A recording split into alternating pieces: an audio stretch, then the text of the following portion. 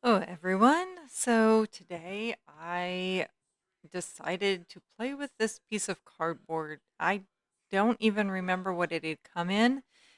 Um, it, but it had this like neat shape to it, and I held on to it, wanting to do some sort of project with you guys here on the channel. And so I sat and I looked at it for a little bit, trying to decide exactly what I wanted to do. And I've looked at different things online. I've been interested in trying to do something with cardboard for a while now, and some of the ones I've seen have had like a relief, in a sense, aspect to them, where parts are cut out and parts are left. And some have just been drawings on it, and some have been totally different, where it's just layered cardboard. And there's just such a variety out there of people doing really neat art with cardboard. So I sat and I looked at this one for a little bit and sketched something out. And because I can't help myself, it ended up being something to do with spinning. And as I did it, I kind of wanted something that had a little bit of humor to it too. So I decided to have the yarn, the wool being spun directly off of the sheep onto the spinning wheel. And my idea is that the part of the sheep that has already had the wool spun off would be the cutout relief part. So we'll see how that comes out as we go along with this. But I think the thing I found the hardest, well, two things I found the hardest. One was trying to get the lighting right for you guys, and honestly for myself too, because to have good enough lighting for you guys to see it was had quite a bit of a reflection to it, and I was having trouble seeing what I was doing. So that comes to the second issue I had, was just the sketching, the light sketching to begin with. It was so light that I was really struggling to see what I was doing, because I just had way too much reflection off of what I was working on. But in the end, I figured that out. I ended up putting a little notebook under the edge of the cardboard to put just a slight angle, which was just enough I was able to see it a little bit better.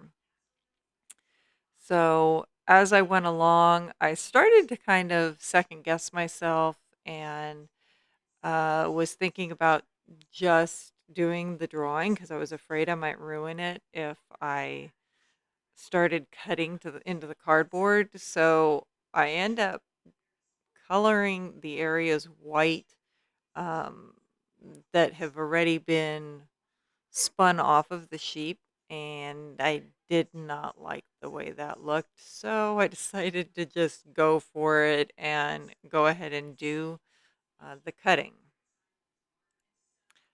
Before I give away too much of the end project, because I do want you to actually finish watching till the end, because I'm very happy with how it came out. So let's see. Spinning.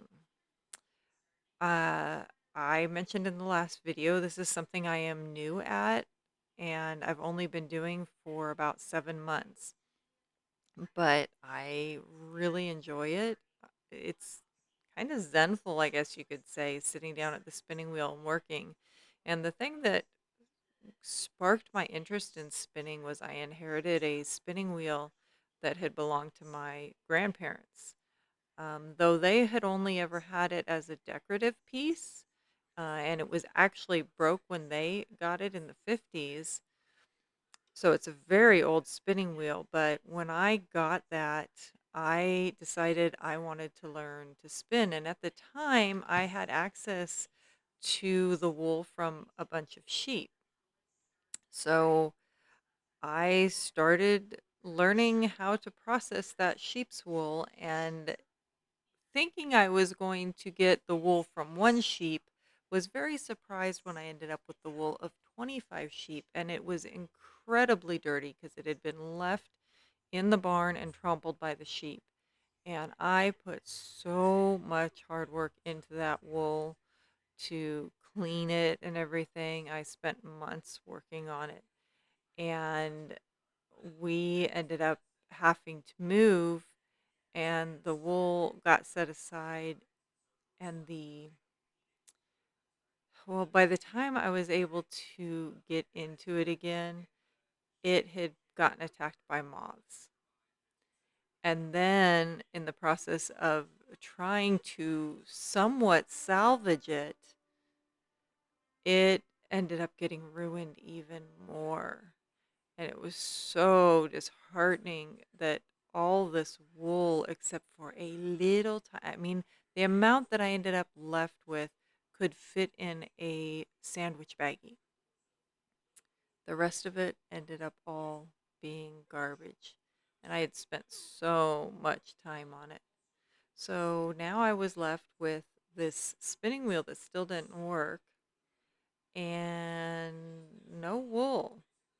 But I did not give up. I still wanted to do this. And we were not able to restore the wheel yet because it was something my husband and I decided we were going to do together. And he actually ended up buying a lathe and learning how to use it so that we could start to restore this spinning wheel. But until that point, I still wanted to learn to spin. And I ended up coming across a spinning wheel on Marketplace for a really, really good price. And I bought it. And then I found someone who had some alpaca that they were going to process and decided not to, and they were giving it away. So I went and got that. And I started processing that alpaca. And I got my spinning wheel set up and watched a bunch of YouTube videos and joined some Facebook groups and started learning how to spin.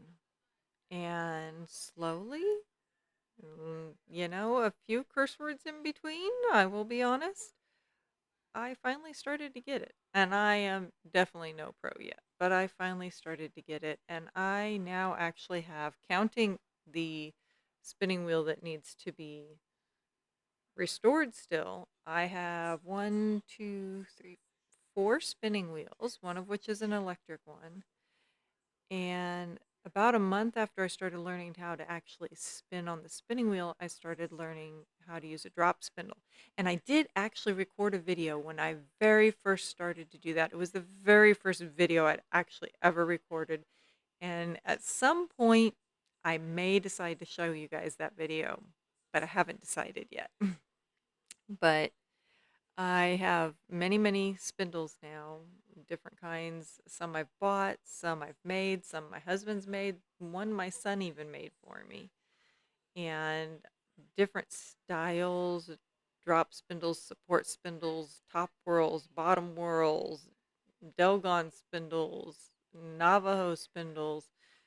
And I've been, you know, learning to use them and really enjoying this whole process, and ended up finding out we have a local fiber arts guild. And so I've met a bunch of other people who actually do this and have been able to learn from them. And I have like literally gone down the rabbit hole of spinning.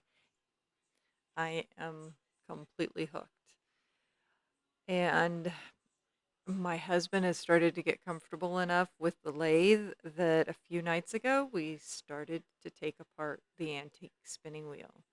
And we are starting the process of restoring it. And I may end up doing a video having to do with it, but I haven't quite decided yet. But I'm really excited to finally do that. I'm just sad that when we're done, that my grandparents aren't there to be able to see it, and my mom's not there. She was with me when I inherited the wheel, but I've lost her just over a year ago, so she never actually got to see me start spinning, and it was something that she was really excited for me to be doing because she knew how much I was really wanting to do that. Um, but it's I've started like looking into history and stuff on spinning and why people did this or that or how they did this and that. And I've been watching videos and reading books, and um, it's all very intriguing to me, and it's seems just so neat to just really be able to sit here and take something from the beginning that has come off of the animal and create completely create something myself with it. And the more I learn about um, these things as how they've started, you don't really think so much about it, but I mean, everything around us at some point starts this way. Every fabric, whether it's the chair you're sitting on right now, the blanket you're covering up in, the curtains hanging on your wall, the sails on a sailing ship. I mean, so many things throughout history have all started with somebody spinning that thread and then weaving it, knitting it, crocheting it, whatever, to create that fabric. And it's really kind of an awesome thing when you start thinking about that way. So, like I said, I've really been enjoying this journey, and working on this picture was just kind of a fun way to bring all that together. I just think it's kind of funny seeing this little sheep getting his wool pulled right off of him and spun up as he's watching.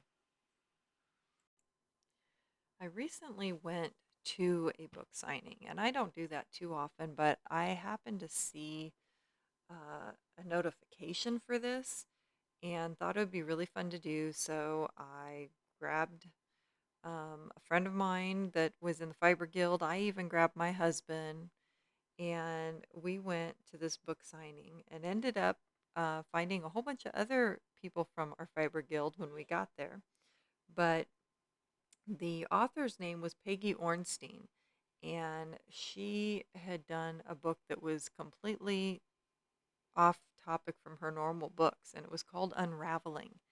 And it was about her falling down that same rabbit hole, and it was during COVID. Ironically, it was around the time that I started the whole process where I had inherited the wheel and started doing the wool that had gotten damaged. But then I had a big pause because of the move and everything else. But she did a similar thing, and she took it one step further than I did and actually sheared the sheep herself.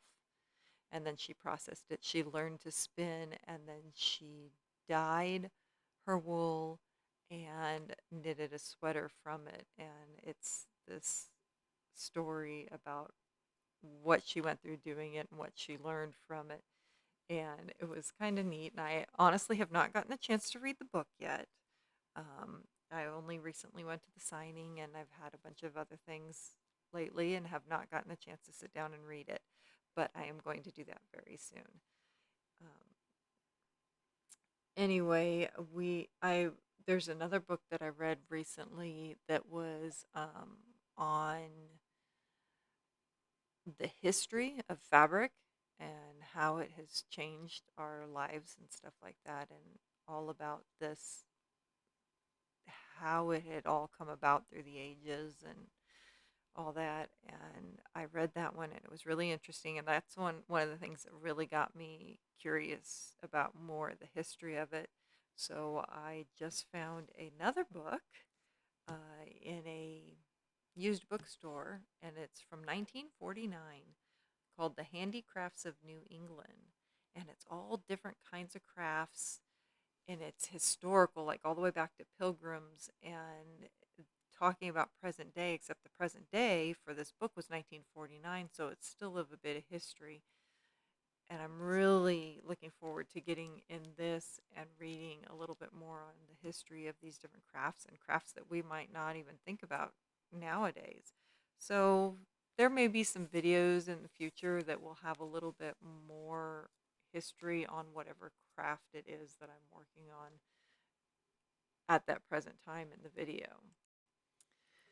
I'm starting to get to the end here, and as you can see, I cut out the areas on the sheep like I said I was going to, and then decided to take it another step further and cut some clouds into. And I was kind of thinking, well, you've got the white, fluffy, soft sheep and the white, fluffy, soft clouds, so I guess it kind of goes together, but it adds just that little extra element that I think the piece actually needed.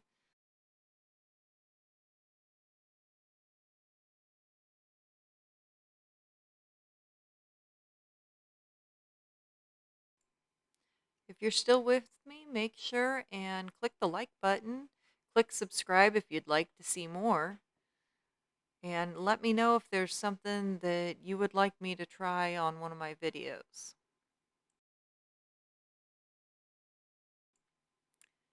Here's the completed piece, and I think it came out really good. I am really happy with this for just being a simple piece of scrap cardboard that I wasn't really sure what I was going to do with.